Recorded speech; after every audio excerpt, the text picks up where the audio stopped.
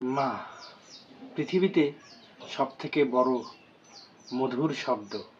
এর থেকে বড় মধুর কোনো শব্দ হতে পারে না।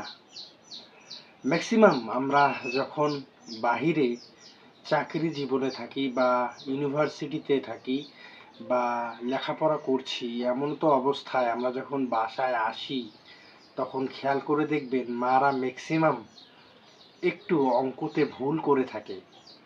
আপনি খেতে বসেছেন বা খাচ্ছেন, সেই সময় আপনি হয়তো রুটি খাচ্ছেন বা ভাত খাচ্ছেন বা মাছ খাচ্ছেন, মাংস খাচ্ছেন, যাই খাচ্ছেন না কেন, আপনি যদি চাচ্ছেন একটা বা দুটো, মা দিচ্ছে আরো বেশি।